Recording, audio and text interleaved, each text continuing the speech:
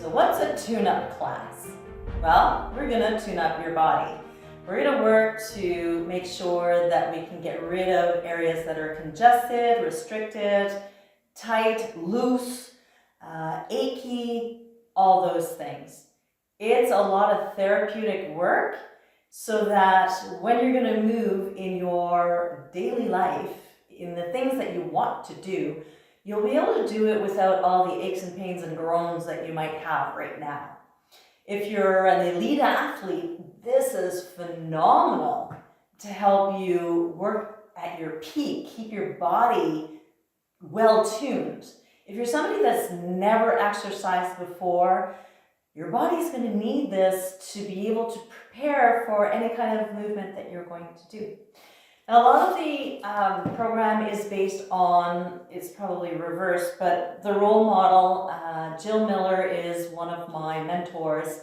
I even flew to Germany to go and assist her when she was doing a conference. I like her that much as a role model for this program for tuning up your body using therapeutic balls. So I'm going to steal a lot of her great information and relay it to you in the way that I do, because I integrate so many other things. So like I work with, I really also love Dr.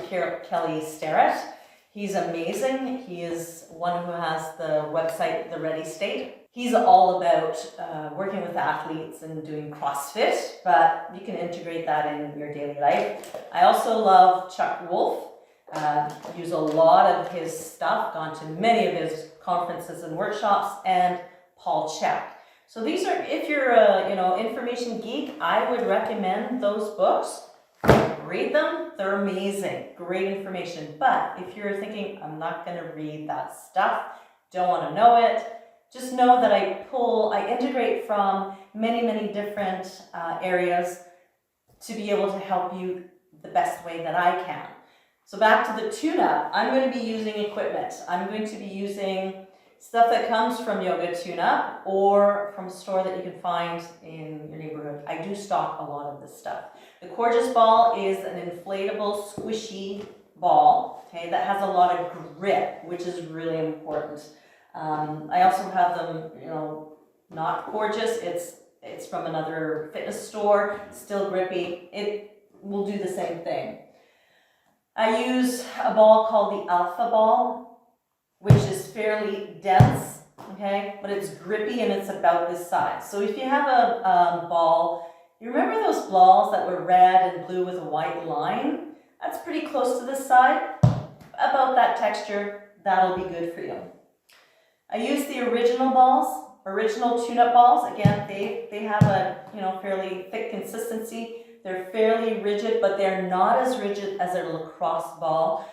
I know some people use lacrosse balls, but I've seen some research that shows that softer is better, and my own personal research with all of my clients, softer is a little bit better. So they come in a tote. Okay, these are the original balls. And then we have a plus size.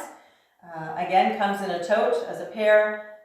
It's a nice, beautiful blue. Again, it's fairly dense, fairly stiff, but not hard, right? So there we go. We've got the Gorgeous Ball, the Alpha Ball, the original size ball, and the plus. The ones I use the most are probably, these three. These are really handy though, but if you can only have these sizes, that's what you'd go for. Okay. And I also use my little emoji ball. I love this guy. Got him at the dollar store. It is similar to the Gorgeous Ball. It is plywood. You can inflate or deflate it. It is air-filled and it is sticky and grippy. I adore this for anybody that is very sensitized that everything hurts, and there's no way you'd want to use one of these. You'd use one of these. So invest $1 or some at the dollar store. They're awesome.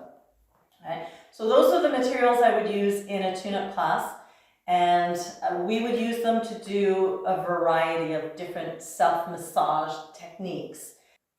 So a couple of the techniques would include, before I go into the techniques, the next video that's available, the tutorial, is all about fascia, and that's what we're going after, tissue. I'm going to explain all of that in one tutorial quick so you understand what fascia is all about.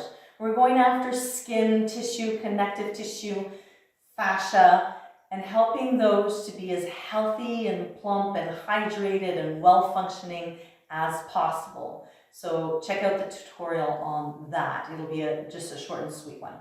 All right, so the methods that we're going to use for the tune-up, for some using of the therapeutic balls. One technique, actually, you can do with just your fingers. It's called skin rolling. So you would take, your skin and you would, crimp it, you grab it, and then you would try and walk your fingers so that you get a clump of skin that keeps rolling with you. So skin rolling would be one technique. It's just phenomenal. I remember my daughters used to ask me to do it on their back at night before they'd go to sleep. It just releases a lot of tension. You can also do the skin rolling using a ball where you'd press it and you would create just a pull, and you'd keep pulling and pulling and pulling. And I'm rolling the ball a little bit to create some grip. So there is a kind of a pull and a roll. Sustained compression is one of the fairly favorite of mine, is you would place the ball somewhere, one body part. Let's say I want to massage my shoulder area. I would place the ball at the area and I'd lean against the surface like a wall or the floor. I would get a sustained compression, meaning I would just hang here. I would just stay here. Not necessarily in this position is the greatest one, but you get the idea. I'm just going to compress and I'm going to stay. I'm going to hang out. I'm going to wait. I'm not going to move. I'm not going to fidget. I just end up, just like when a massage therapist puts their thumb somewhere and just waits and waits and waits until the tissues not dissolve, but they release their tension underneath. So there's going to be a sustained compression technique. Stripping would be going with the grain of the muscle. So if I am going to place the ball along my spine, all the muscles along both sides of my spine, I would place the ball at one point and have the ball go up and down the spine. I'll do it quick against the wall. So if I place the ball in my low back, I've got it on one side of my spine. And if I want to strip, I would go down and up. All right. So I go with the grain of the fiber. I go with the same direction. Now, cross fiber would be that I would place it, here's my quads. The muscle fibers generally go from one end to the other here. Now, if I would strip, it would be going this way as I roll. Cross fiber would be, it would go across. So I set myself up, lay myself down, place the ball at a point. Stripping would be going this way. Cross fibering would be going away, side to side. Okay? And that can be done also, that looked fairly complicated, right? Stripping, you can go this way, cross fibering this way using your hands. So there are all kinds of ways that we're going to do that. There is pin and spin. I love pin and spin. Pin and spin, I'm going to try and show it to you on my arm. Do you remember a purple nurple growing up? Kids would grab skin and then turn it. That's what it is you kind of take your skin and you twist it until it starts to pull and you're like, oh yeah, I can feel it not just there, but I can feel all the skin being pulled. Well, I can do that with a ball too, where I pin the ball, good pressure, and then I start turning the ball, and the skin starts to come with it, but at a certain point, it just can't keep going, right? Unless you just let go, right? So pin and spin. I do pin and spin a lot with this, with our back and our belly. It feels really good. there is pin and mobilize. Let's say I've got a part that is pinned.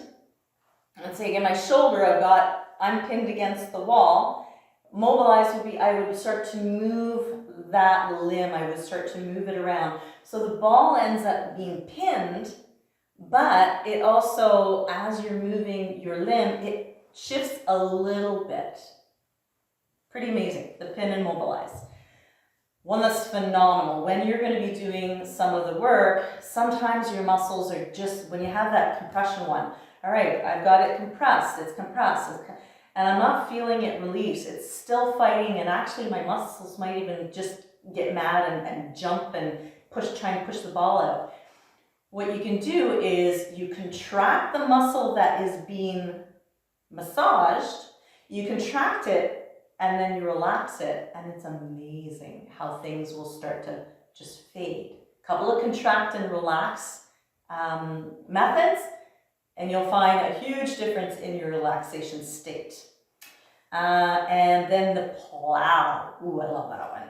Plowing just means taking a whole lot of skin and muscle and tissue and pushing it over. And one method that I can give an example of is, let me put these things away. You take one of these balls, you lie down on your side, and then you shift it a little bit to your front. So this whole beautiful gut area gets kind of shoved up. And if I lean a little bit, it actually gets plowed over to one side.